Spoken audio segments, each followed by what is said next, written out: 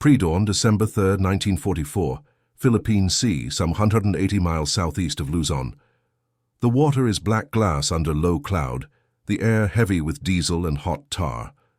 A Japanese convoy moves north in radio silence, tankers and freighters loaded with Borneo crude for the last refineries at home. Pale foam unspools from the cutters of 2 lean destroyers and several escort frigates as they weave a guard screen, their lookouts peering into a darkness that smells of oil and rain. In the flagship's plot, the navigator marks the track along the Luzon corridor, and the captain notes the hour. If all holds, the fuel that keeps the Empire's ships alive will clear these waters by nightfall. Then the silence breaks. A shock rolls up through the lead oiler like a hammer striking an anvil. A second later, a bloom of orange tears open the night. Another tanker lifts, splits, and folds into a white column. The escorts wheel in, searchlights flaring and depth charges thudding.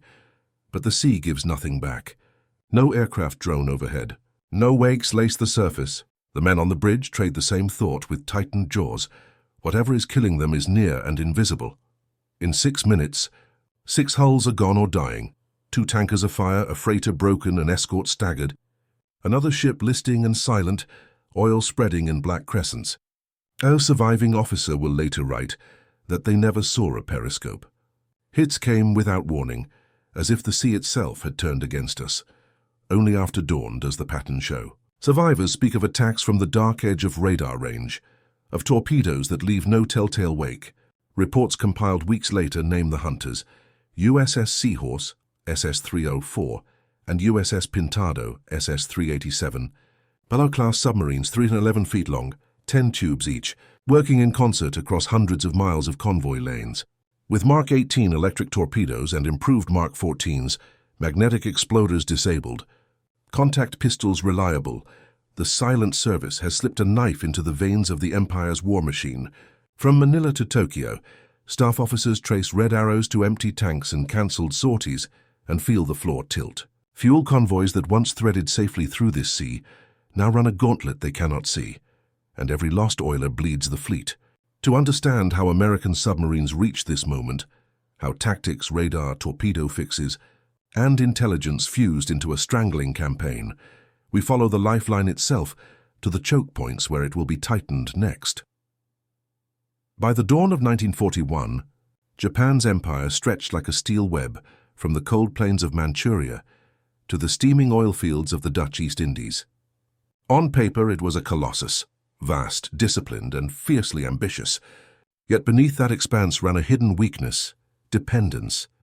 The empire of the rising sun produced only a fraction of the oil, rubber, and iron it consumed.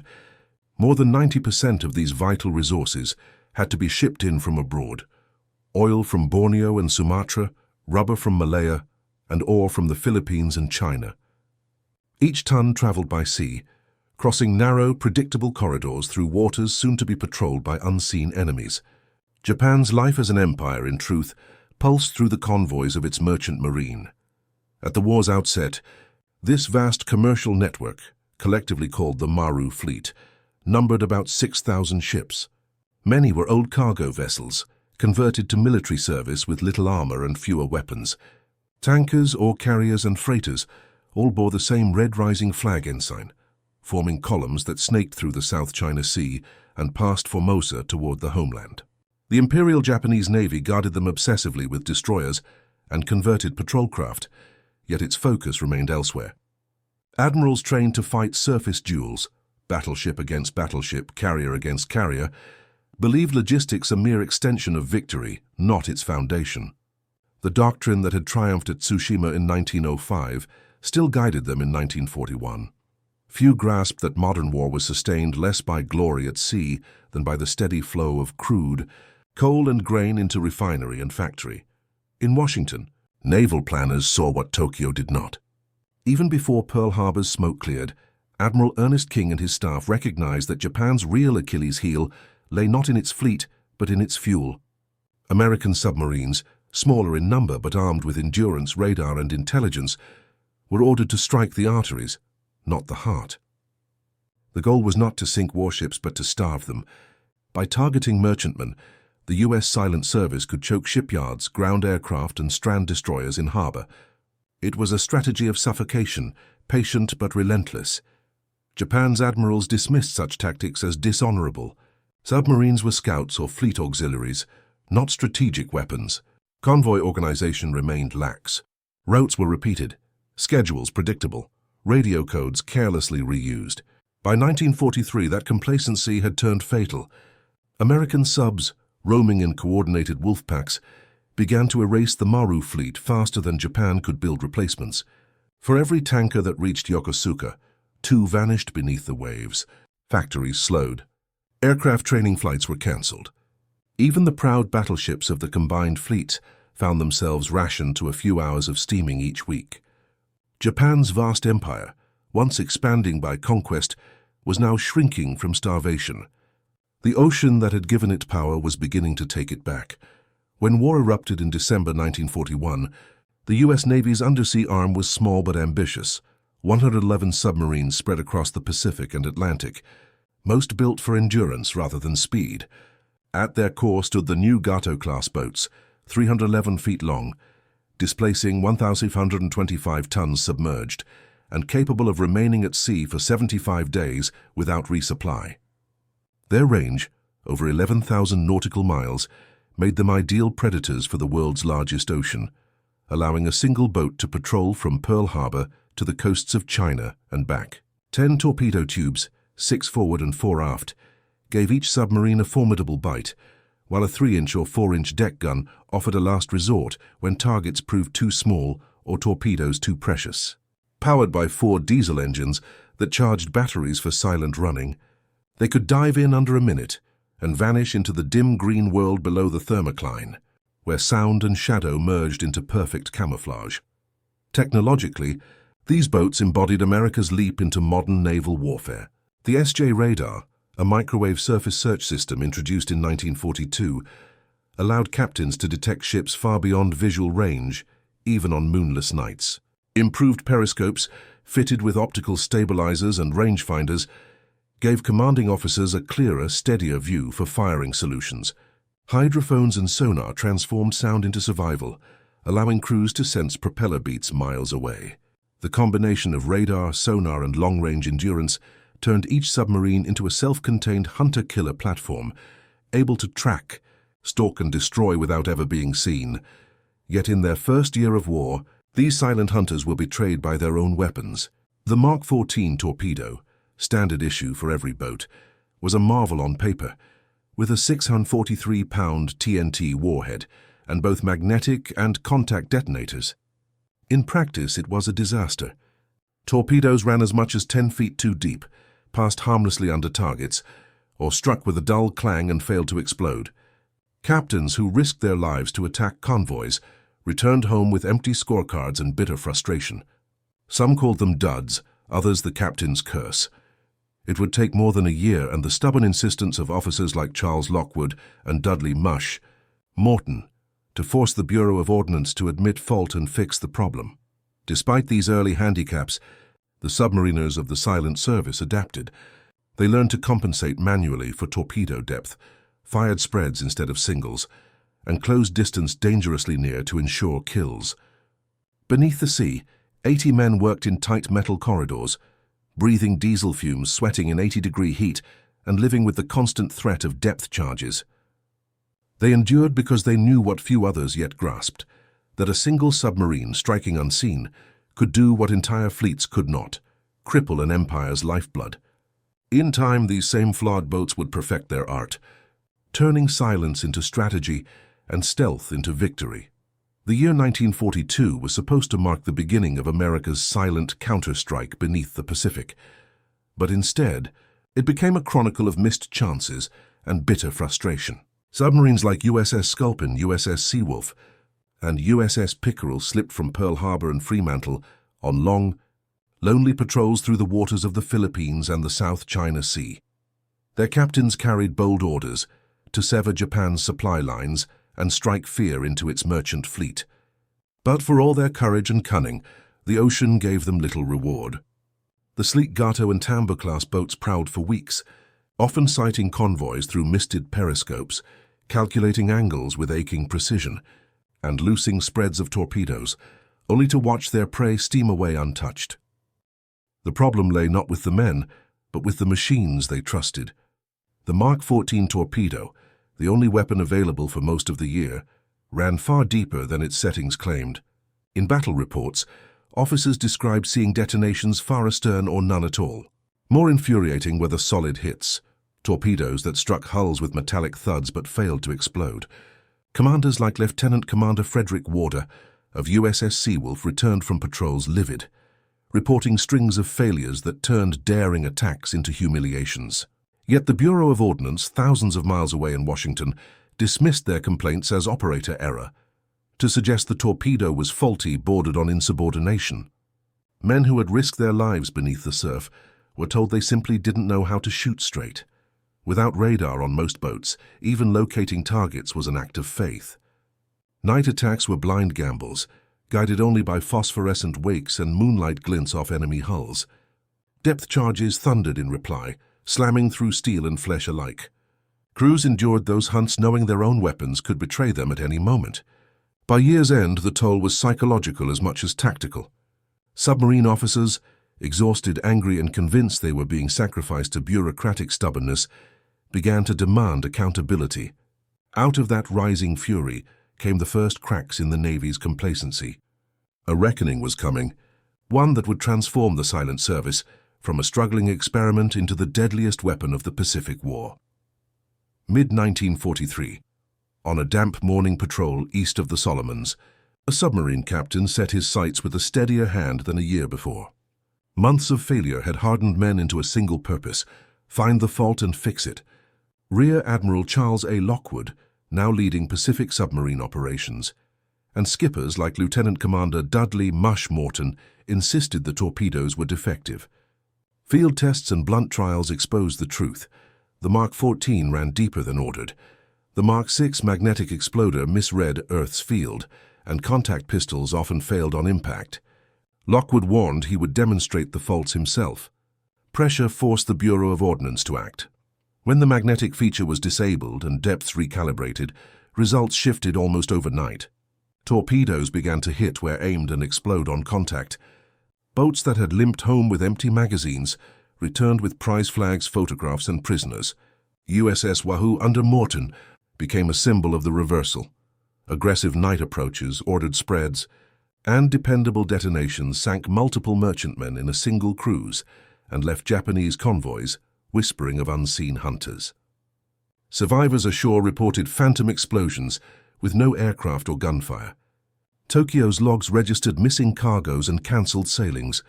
The torpedo revolution of 1943 was both engineering and doctrine. Buord's fixes, depth recalibration, exploder deactivation, and contact pistol redesign, paired with new firing techniques and closer attack ranges, converted a cursed weapon into a lethal edge. By late 1943, American submarines were sinking tonnage at a far higher rate, and Japan's logistical lifeline began to bleed. That new lethality would force Tokyo into a costly reappraisal of convoy defense, the next brutal stage in the undersea war. Senior commanders soon credited submarines with strangling Japan's merchant fleet, a decisive contribution to final Allied victory in 1945. March 2, 1943, north of New Guinea, the sea boiled with smoke and flame. The Japanese convoy, 8 transports escorted by destroyers, had been caught in daylight by Allied bombers over the Bismarck Sea. What began as a routine reinforcement run to Leh ended in catastrophe. American B-25s and Australian Beaufighters roared in low raking decks and igniting fuel drums until the ocean itself seemed to burn. Yet while the airmen wrote the headlines, a quieter executioner moved beneath the waves. Submarines like USS Grampus and USS Gar lurked in the aftermath, trailing crippled freighters and finishing what the bombers had begun. Survivors clung to wreckage only to vanish in sudden eruptions as torpedoes struck their drifting ships. The Imperial Navy's planners would soon learn that no corner of the Pacific, air, surface or subsurface, belonged to them anymore. In the months that followed, a new coordination emerged. U.S. submarines and Allied aircraft began working in tandem, sharing intelligence from the expanding network of coast watchers, code breakers, and radar stations. Air patrols drove Japanese convoys into narrow sea lanes. Submarines waited there like wolves along a trail. By late 1943, picket lines stretched through the Bungo Strait, the South China Sea and the Luzon Strait, strategic choke points through which nearly all Japanese merchant traffic had to pass. Once open routes now became killing grounds, marked by oil slicks and burning debris. The effect on Japan's war effort was suffocating. Convoy schedules tightened, escorts multiplied, but every precaution drained more fuel and men from other fronts. Destroyers that once hunted submarines in packs now ran constant convoy duty, their engines worn and their crews exhausted. Reports from Rabaul, Truk and Leh spoke of airfields without aviation fuel, divisions stranded for lack of transport, and factories slowing for want of oil. Even admirals began to admit what few dared put in writing. The ocean itself had turned against them. From that moment onward, the Pacific no longer divided the warring empires. It became the weapon that would decide between survival and collapse. By 1944, the U.S. Navy's submarine campaign had evolved from solitary hunts into orchestrated strikes of surgical precision.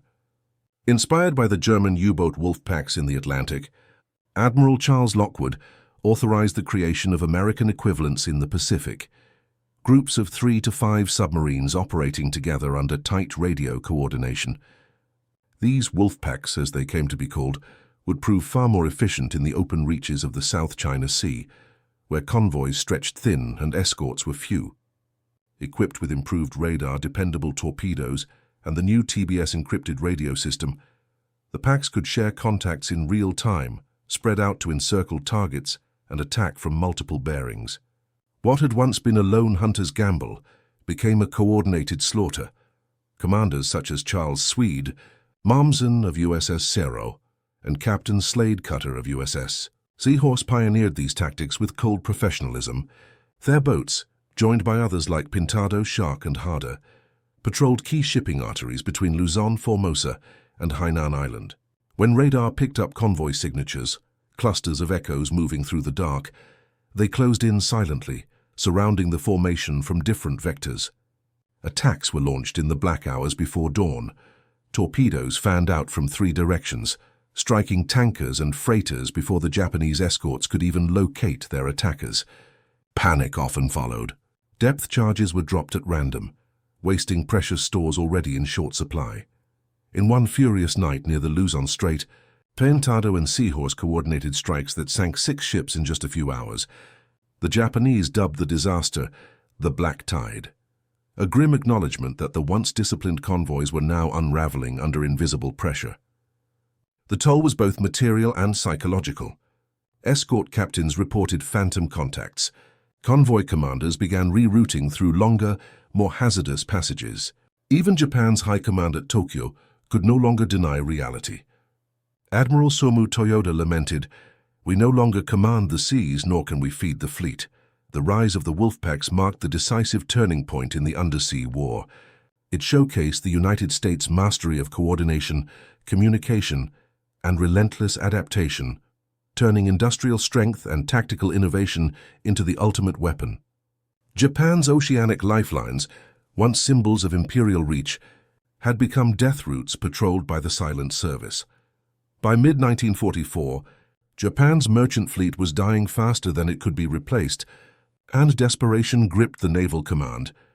The Imperial Japanese Navy hastily issued new convoy codes, restructured shipping lanes, and expanded coastal anti-submarine air patrols in a frantic attempt to stem the losses. Destroyers were recalled from offensive duties and stripped down for escort work, their aft decks refitted with extra depth charge rails and Y-guns. Orders went out to install hydrophones and crude sonar sets wherever possible, but the reality was grim. Japan's shipyards were short of steel, fuel, and trained crews. For every submarine sunk, 5 new Maris went to the bottom. Many convoys now put to sea with a single overworked escort, the maritime equivalent of a shepherd, guarding 1,000 sheep against wolves. The technological gap widened with every month. American submarines prowled with radar and electric torpedoes. Japanese escorts often sailed blind. The few Type 93 long-lance torpedoes, so feared in surface battles, were useless against the invisible killers below. Desperate for a solution, The Navy accelerated production of Kaiboken, small purpose-built anti-submarine escorts armed with sonar and depth charges. Yet by the time they entered service, the trade routes they were meant to defend were already broken. Fuel shortages kept many tied to port, while others were lost on their first voyages. The Pacific submarine campaign left a legacy deeper than the waters it was fought in. It redefined what power at sea truly meant, proving beyond doubt that wars are not won solely by fleets and battleships, but by the steady flow of supplies that sustains them. When the war ended, the numbers told a story of transformation. U.S. submarines had sunk 55% of all Japanese shipping lost during the conflict, a staggering share achieved by a force that represented only a fraction of the Navy's manpower. The undersea campaign demonstrated that logistics, not the clash of fleets, decide the fate of empires. Oil, steel, and grain had proven more decisive than guns or armor, and the silent service had severed those lifelines with methodical precision. For Japan, the defeat was not one of courage but of doctrine. Admirals still worshipped the battleship, while their convoys died by the hundreds. They prized offense over endurance, and in doing so overlooked the invisible war that sustained every engine, every gun, every army. The United States, by contrast, emerged with a new understanding of maritime power. Post-war naval thought elevated the submarine to a role equal to air power, an independent strategic weapon capable of paralyzing an enemy's economy before a single invasion force set sail. The lessons endured long after 1945. Navies worldwide redesigned sonar systems, escort tactics, and industrial logistics to prevent another collapse like Japan's. The men who served beneath the waves, crews of Tang, Barb, Seawolf, and Harder, became subjects of study in naval academies for decades, symbols of discipline and innovation. Yet their triumph was steeped in loss. 52 submarines and thousands of sailors never returned, entombed in the deep they once ruled. The ocean remembers them still, silent, patient, and precise as they were in life. It ends where it began, on a dark Pacific night. The waves roll quietly over rusted hulls and twisted masts, the remnants of oilers, tankers, and freighters that once carried the lifeblood of an empire. They rest now on the ocean floor, silent monuments to ambition undone by its own reach. Japan's defeat did not come with one great battle or decisive explosion. It came through slow suffocation. The oil that once fed its engines, the convoys that once connected its colonies, all vanished beneath the relentless hunt of unseen predators. Every wreck tells the same story, an empire that ran out of fuel, strangled by silence. For the men of America's silent service, the war beneath the waves was both triumph and ordeal. They fought without witnesses, in steel coffins that moved through darkness and depth, knowing that discovery meant death. Yet they turned courage and ingenuity into weapons sharper than any blade. Their torpedoes, their patience, and their technology proved that victory could come not from spectacle, but from precision. In his final report of 1945, Admiral Toyota wrote with stark resignation, "The sea has closed around Japan." It was both confession and epitaph. The hunters had done their work. Beneath those calm Pacific waters lies the legacy of men who fought unseen, whose quiet war decided the fate of nations. The empire's heart had been cut from below, and in that vast, enduring silence the Pacific was won. The toll extended far beyond tonnage. Reports from the combined fleet revealed collapsing morale. Officers describing crews too exhausted to man lookout posts, sailors jumping at phantom sonar echoes. Merchant captains began rerouting without orders, hugging coasts or sailing at night with lights dimmed, praying the sea itself might hide them. "We are hunted like fish," one mariner wrote in 1944. His ship sunk days later off Formosa. The sea lanes that had once pulsed with the rhythm of empire now carried only fear and ruin. Yet as Japan's defenders faltered, their enemy beneath the waves was still evolving, learning to strike faster, further, and with deadlier precision. By late 1944, Japan's defeat was no longer a question of courage or command. It was a question of fuel. The empire that had once roared across Asia now sputtered toward collapse, not from bombs falling from the sky, but from the silent knives beneath the sea. The American submarine fleet, barely 2% of the U.S. Navy's strength, had by then sunk more than 100 Japanese merchant ships, totaling nearly 5 million tons of lost shipping. Each sinking was a cut to an artery that could never heal. Tankers from the Dutch East Indies that once carried crude oil to Yokohama and Kure were gone. What little survived the journey was siphoned off for the defense of the home islands. By the year's end, oil imports had fallen by over 90%, and Japan's war machine began to starve. In Osaka and Yokohama, factories that had once hammered out aircraft engines and naval guns fell silent for want of fuel and raw materials. Blast furnaces at the great Yawata steelworks cooled to grey ash. Rail transport slowed as coal reserves dwindled. Training flights were cancelled across naval air stations, and flight cadets were sent to drill with wooden mock-ups in empty fields. Even the proud capital ships of the Imperial Navy, Yamato, Nagato, and Musashi, lay moored like monuments, their massive engines dry and idle. Without oil, the sea itself became impassable. Without ships, the empire could not eat, fight, or move. What began as a campaign of commerce raiding had become a campaign of starvation. Admiral Chester W. Nimitz later described it as the strangulation of an empire, a victory achieved not through grand fleet actions, but through the slow, relentless erosion of logistics. For the Japanese High Command, obsessed with decisive surface battles, this outcome was unthinkable. Their fleets had not been defeated in a single engagement. They had simply ceased to exist as a moving force.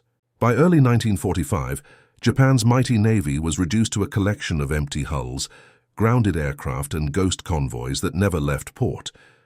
The empire of the rising sun was now an empire without fuel, surrounded by an invisible blockade, tightened not by admirals commanding fleets, but by a few hundred submariners beneath the Pacific waves. Life aboard an American submarine was a test of endurance unlike any other in the war. 80 men packed inside a steel cylinder, barely 300 feet long, sealed from sunlight for months at a time. The air was thick with diesel fumes, sweat, and machine oil. Humidity never dropped below 80%, and the temperature often climbed above 90. In these stifling corridors, sailors slept in shifts, stacked in bunks beside torpedo racks and battery compartments that hummed with heat. Fresh water was rationed, showers rare, and silence was sacred. Every sound, every vibration could mean detection. Yet amid that confinement and danger, morale burned high. The crews of the silent service carried a pride born from their independence and their impact. They fought unseen, knowing that a single patrol could alter the course of a campaign. Their names became legend across the fleet. Commander Richard O'Kane, skipper of USS Tang, turned precision and aggression into art. Sinking 33 ships before his own vessel, was lost to a tragic circular torpedo run in 1944. Commander Eugene, flunky of USS Barb, pushed audacity to new extremes, launching shore bombardments and even landing a small sabotage team on Japanese soil to destroy a train, an act that earned him the Medal of Honor. Commander Samuel Dealey of USS Harder turned his submarine into a destroyer killer, ambushing Japanese escorts in shallow waters until he was finally overwhelmed and sunk. These were men who waged war far from supply lines or rescue, alone in enemy seas where a single error meant a crushing death beneath the waves. By the war's end, 52 U.S. submarines were lost, a casualty rate of 22%, the highest of any American branch of service. Yet their sacrifices crippled Japan's ability to wage war. From just 2% of the Navy's manpower, they delivered over half of all Japanese shipping losses. Theirs was a campaign of silence, courage, and calculation, an invisible war fought in darkness, whose victories echoed loudest when nothing could be seen at all. Beneath the surface, victories of the Pacific War lay another front, one fought not with torpedoes, but with information. The U.S. submarine campaign's success owed as much to intelligence as to seamanship or courage. In dimly lit rooms at Station Hypo in Pearl Harbor and OP-20G in Washington, teams of cryptanalysts labored over intercepted Japanese radio traffic. By early 1943, they had cracked the Maru code, the cipher system used to coordinate merchant shipping movements across the Pacific. Every radio message, convoy departure times, cargo manifests, estimated arrival dates, became another thread in a widening net. What had once been a vast ocean of uncertainty now transformed into a charted hunting ground. Each morning, decrypted signals were relayed to submarine commanders through secure channels. Our captain setting out from Fremantle or Midway might receive a message containing a few crucial coordinates, intercept data predicting where a Japanese convoy would be in 48 hours. The effect was staggering. In 1944 alone, these intelligence intercepts contributed to more than 200 confirmed sinkings. Submarines like USS Seahorse, USS Batfish, and USS Cod appeared as if by premonition, striking convoys exactly where they were expected to feel safest. To the Japanese, it seemed impossible. They scoured their fleets for leaks and spies, never realizing that their own radio waves had betrayed them. At the same time, American innovation deepened the advantage. Submarines now hunted with radar-assisted fire control, enabling torpedo solutions even in darkness or heavy seas. When enemy escorts counterattacked, crews deployed acoustic decoys, small whirring devices that mimicked propeller noise and drew depth charges away. The Japanese, lacking comparable technology, fought blind. By the time they changed their codes late in 1944, it was far too late. The Maru fleet had already been annihilated. Intelligence had turned the Pacific into a chessboard, and the U.S. Silent Service, armed with foresight and precision, moved its pieces while Japan struggled in the dark. By the first months of 1945, Japan's merchant fleet, once the steel bloodstream of its empire, was reduced to a faint pulse. Barely 15% of its pre-war tonnage remained afloat, and much of that was damaged, undercrewed, or immobilized for lack of fuel. The once proud convoys that had steamed in neat, disciplined columns across the South China Sea now dissolved into chaos. Freighters slipped out of harbors alone, hugging coastlines, sailing at night with lights extinguished and radio silence enforced, hoping the darkness might hide them from the eyes that no longer slept beneath the waves. But the hunters had come home. By 1945, U.S. submarines no longer prowled just the distant sea lanes. They were stalking Japan's very doorstep. Boats like USS Threadfin and USS Hackleback operated in the East China Sea and the home islands. Coastal waters, hunting convoys that scarcely existed. It was Threadfin and Hackleback that detected the faint radio traffic of the battleship Yamato's final sortie toward Okinawa in April 1945 and relayed her position to Allied command. Hours later, American carrier aircraft descended upon her in waves, sending the world's largest battleship, and with it, the last symbol of Japan's naval pride, to the bottom. Other submarines mined the entrances to harbors, such as Kobe, Moji, and Sasebo, cutting off what little trade still trickled between the home islands and the Asian mainland. Merchant ships struck these hidden mines even in sight of their own shores, sealing the fate of a nation already starving. By spring, Tokyo's internal reports read like obituaries. Cities had rice, but no coal. Factories had iron, but no oil. Power stations shut down. Trains halted mid-route. The empire that had once stretched from Burma to the Gilberts was now trapped on its own islands, strangled by unseen enemies in the deep. The Pacific, once Japan's highway to conquest, had turned into its prison. In the end, the empire fell not to great fleets or decisive duels, but to the relentless silent war waged beneath the sea, an invisible campaign that bled a nation to death.